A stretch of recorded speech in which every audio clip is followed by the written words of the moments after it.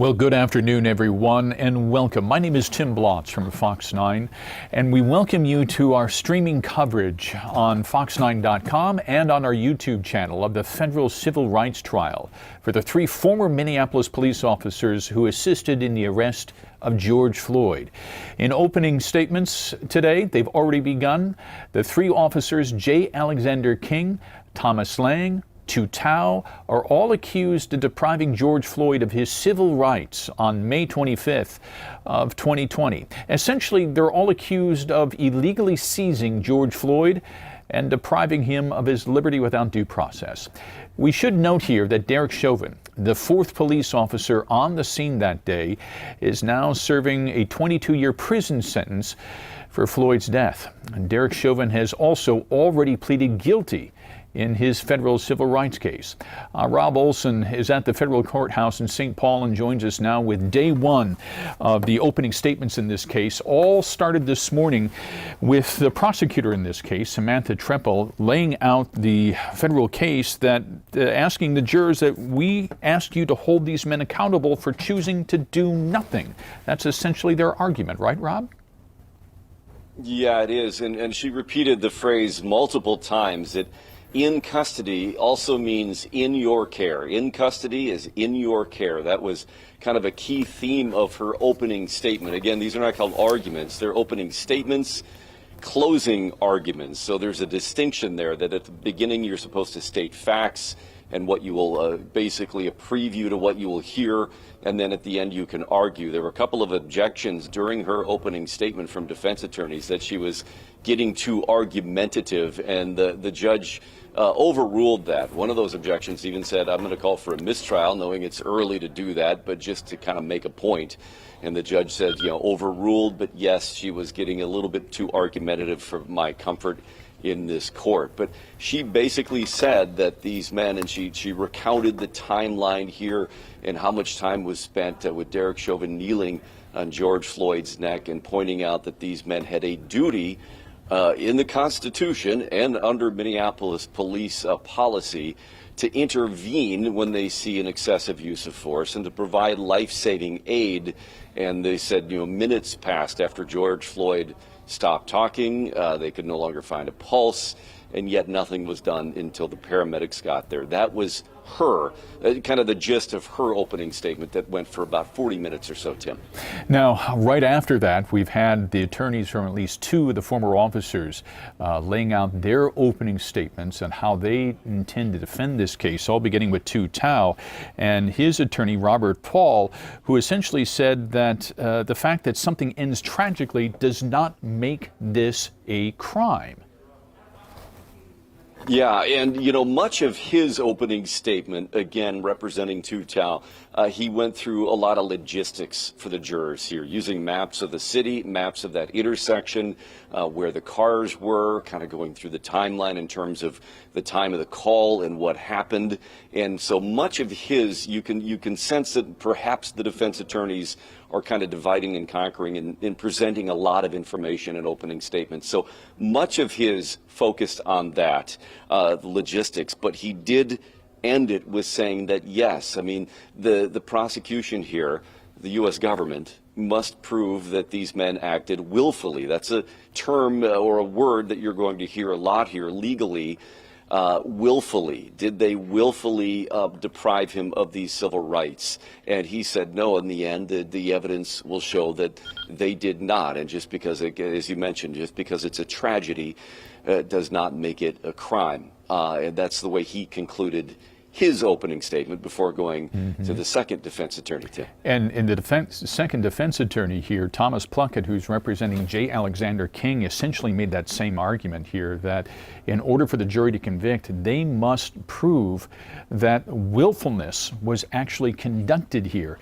And he kind of laid out a number of points here that he was trying to argue that these three officers didn't have enough training in trying to turn the tables here in basically saying the Minneapolis Police Department is in fault for their training procedures and putting these officers out there who just weren't prepared for it yet. Yeah, and that was, again, taking over the kind of the baton, I guess, from the first defense attorney's opening statement, who laid out a lot of the logistics.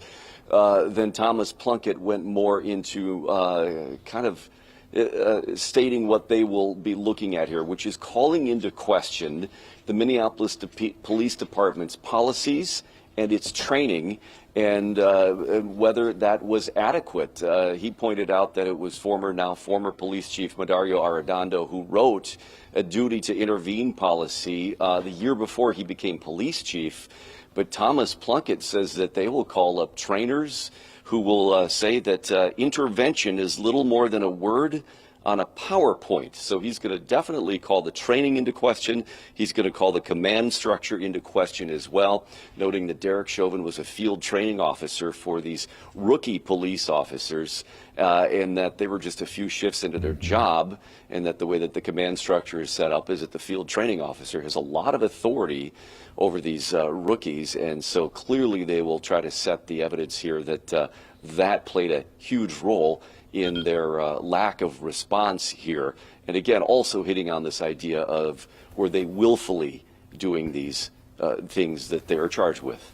Coming up here later this afternoon, when the court reconvenes at 2 o'clock, we're going to hear the opening statement here from Attorney Earl Gray, who's representing the third officer, former officer in this case, Thomas Lane.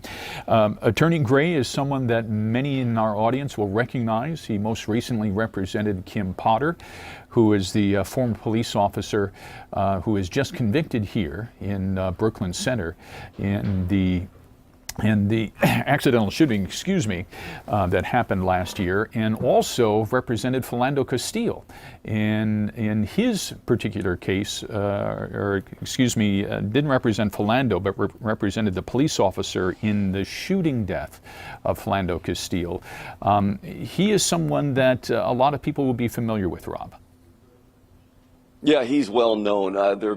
He's represented, as you mentioned, other police officers when they have been charged. So he's certainly got a high profile among, certainly in the local legal community and lawyers in the Twin Cities. He's been doing this for quite a long time here, and he was one of the defense attorneys that actually spoke shortly after these men were charged.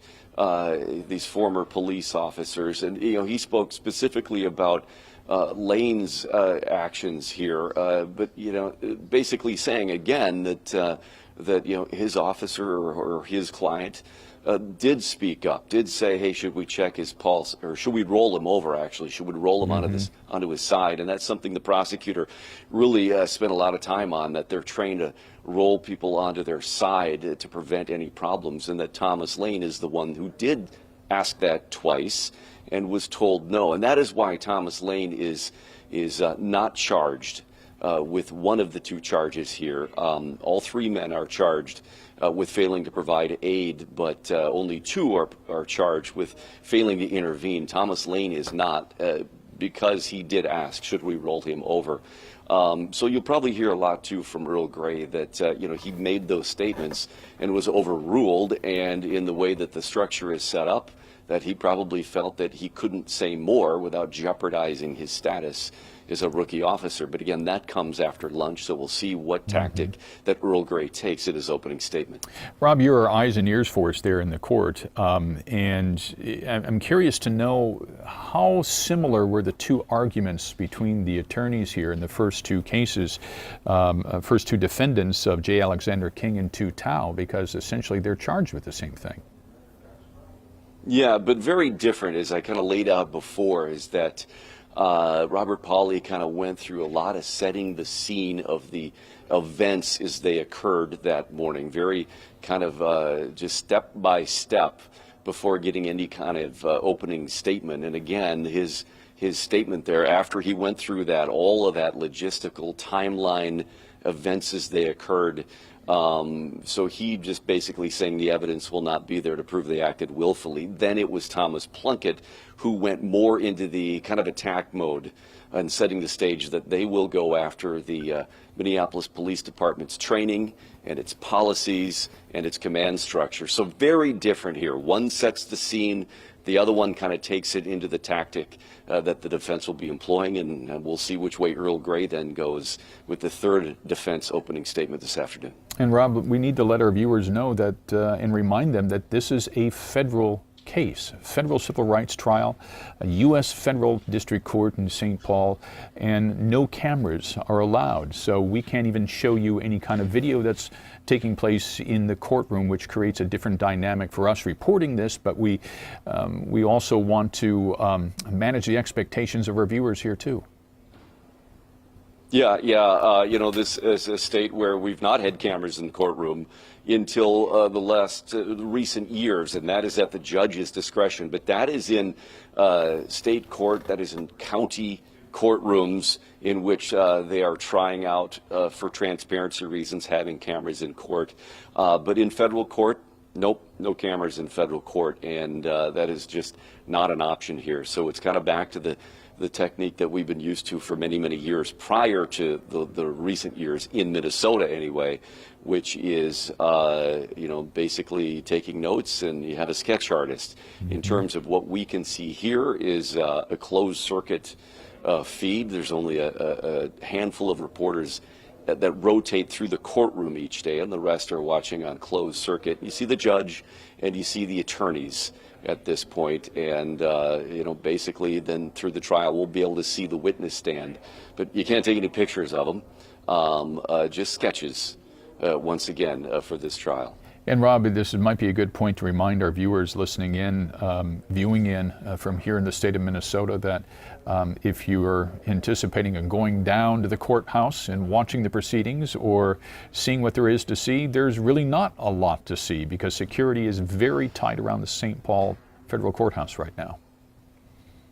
Yeah, very tight around here. The road closed in front, limited access to this building, and very tight security, which is why, we all have to wear these special media credentials just to get in the building here. So, very different, a very different scene out here. All right, very Rob quiet Olson. too. Rob Olson coming to us from Federal Courthouse in St. Paul. We're going to wrap up this coverage here and remind you that we will be coming back to you every day at about this time during the lunch break to go to Rob and have him update us on everything that's happening in court so far. Again, things will take off again here at about 2 o'clock after they finish the lunch break.